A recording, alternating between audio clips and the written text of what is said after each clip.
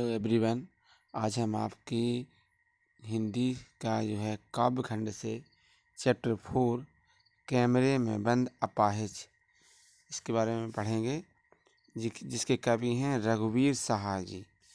देखिए, आप लोगों ने का कवि परिचय पढ़ लेंगे रघुवीर साहा जी का, और हम स्टार्ट करेंगे इसके बाद कैमरे में बंद अपाहिज। तो पहले हम इस स्टोरी का सारांश जो रहता है उसको समझ लेते हैं क्या है।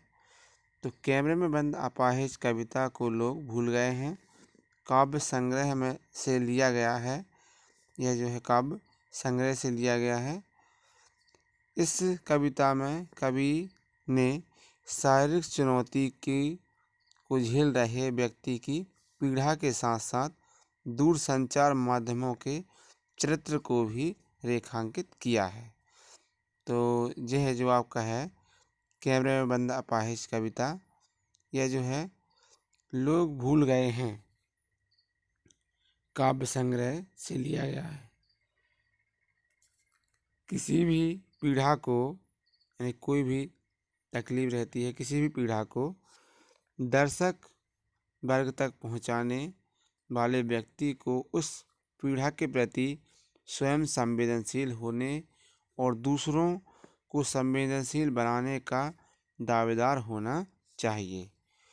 आज विडंबना यह है कि जब पीड़ा को पर्दे पर उभारने का प्रयास किया जाता है तो कारोबारी दबाव के तहत प्रस्तुतकर्ता का रवैया संवेदनशील हो जाता है।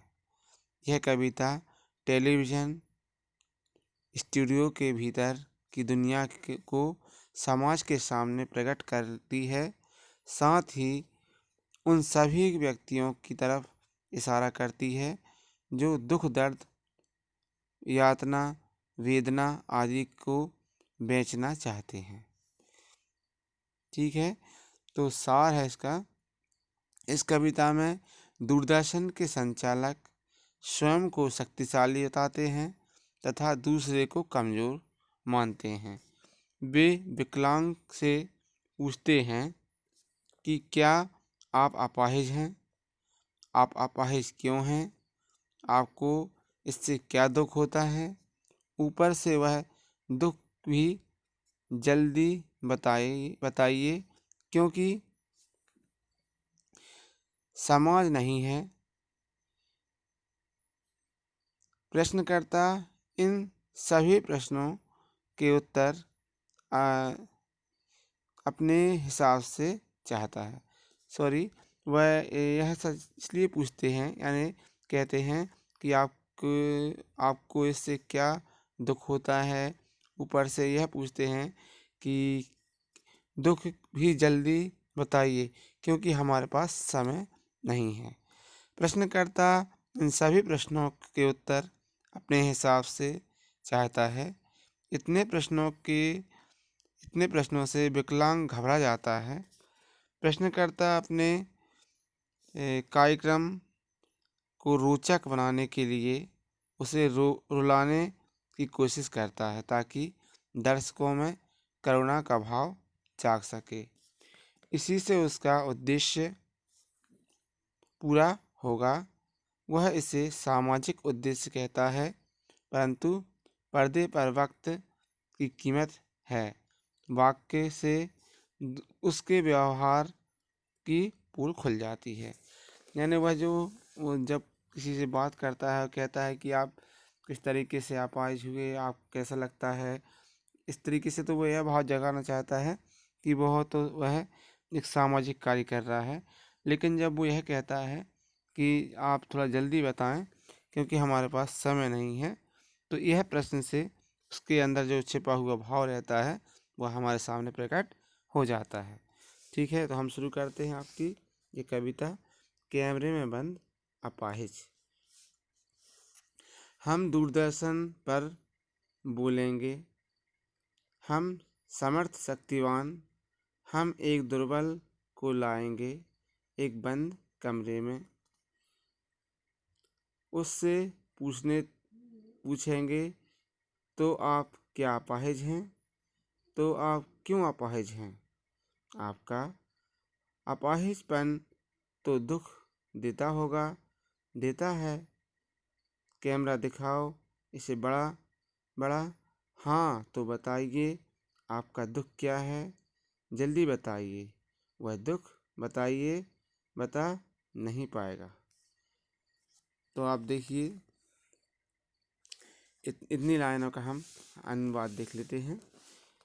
यहाँ पर जो है प्रस्तुत काव्यांश, इसे आप लिखेंगे। इसका प्रसंग, प्रस्तुत काव्यांश हमारी पाठ्यपुस्तक आरोह भाग 2 में संकलित कैमरे में बंद अपाहिज शीर्षक कविता से लिया गया है। और इस कविता के रचयिता रघुवीर सहाय जी हैं। इस कविता में कवि ने मीडिया की संवेदनहीनता का चित्रण किया है। कवि का मानना है कि मीडिया वाले दूसरे के दुख को भी व्यापार का माध्यम बना लेते हैं। तो ये हो गया इसका प्रसंग है। अब आप देखें व्याख्या। कवि मीडिया के लोगों की जो है मानसिकता का वर्णन करते हुए, मीडिया के लोग स्वयं को समर्थ व शक्तिशाली मानते हैं। वे भी दूरदर्शन पर बोलते हैं। अब वे एक बंद कमरे अर्थात स्टूडियो में एक कमज़ोर व्यक्ति को बुलाएंगे तथा उससे प्रश्न पूछेंगे, क्या आप अपाहिज हैं? यदि हैं तो आप क्यों अपाहिज हैं? क्या आपका अपाहिजपन आपको दुख देता है? ये प्रश्न इतने बेतुके हैं कि अपाहिज इनका उत्तर नहीं दे पाएगा, इसकी वजह से वह चुप रहेगा। इस बीच प्रश्नकर्ता कैमरे वाले को निर्देश देता है कि इसको यानी अपाहिज को स्क्रीन पर बड़ा बड़ा दिखाओ। फिर उससे प्रश्न पूछा जाएगा कि आपको कष्ट क्या है? अपने दुख को जल्दी बताइए। अपाहिज इन प्रश्नों का उत्तर नहीं देता क्योंकि ये प्रश्न उसका मजाक उड़ाते हैं। तो आप समझ में आया होगा आपको कि यहाँ पर जो स्टूडियो में एक यानी बंद कमरा कहा गया हमारे स्टूडियो को। स्टूडियो में बैठे जो रहते हैं मीडिया के लोग, उस व्यक्ति से, जो कि एक अपाहिज व्यक्ति है, कैमरे में बंद अपाहिज यानी उस स्टूडियो में बैठा एक अपाहिज रहता है, तो उससे इस तरीके के प्रश्न पूछे जाते हैं जिनका कि वह उत्तर नहीं देता है और वह समझता है कि यदि मैं इनका उत्तर दे रहा हूँ तो यहाँ पर मेरा एक प्रकार से मजाक हो रहा है। अब आप देखिए आगे नीचे, सोचिए बताइए आपको अपाहिज होकर कैसा लगता है? कैसा यानी कैसा लगता है? हम खुद इशारे से बताएंगे कि क्या ऐसा। सोचिए बताइए, थोड़ी कोशिश करिए, यह अवसर खो देंगे। आप जानते हैं कि कार्यक्रम रोचक बनाने के वास्ते हम पूछ कर उसको रुला देंगे। इंतज़ार करते हैं आप भी उसके रो पड़ने का करते हैं। यह प्रश्न पूछा नहीं जाएगा। तो इसके बाद क्या है, हम जो इन पंक्तियों को हमने पढ़ा है इनको देख लेते हैं। प्रसंग पहले जैसा ही है, आप वही रहेगा। अब आप व्याख्या देख लीजिए।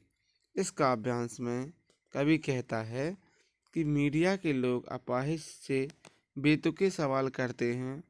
वे अपाहिज से पूछते हैं कि अपाहिज होकर आपको कैसा लगा?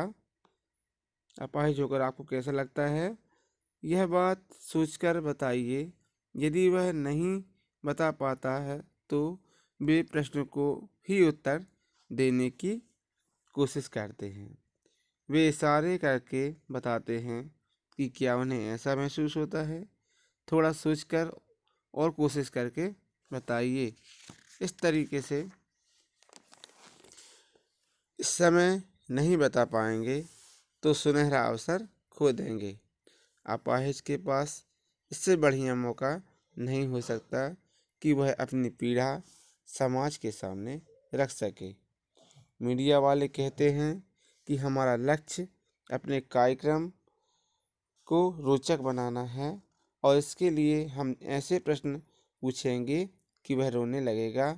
वे समाज पर भी कटाक्ष करते हैं कि वे भी उसके रोने का इंतजार करते हैं। वह यह प्रश्न दर्शकों से नहीं पूछेगा। तो यहाँ पर हम देख रहे हैं कि कह रहे हैं कि यह प्रश्न पूछा नहीं जाएगा।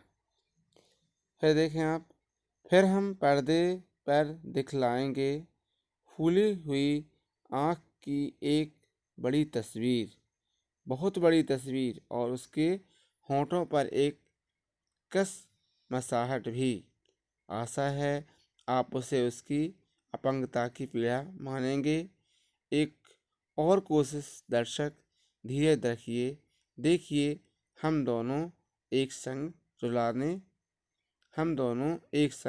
रुलाने हैं। आप और हम दोनों। कैमरा बस करो, नहीं हुआ रहने दो। पर्दे पर वक्त की कीमत है, अब मुस्कुराएंगे हम।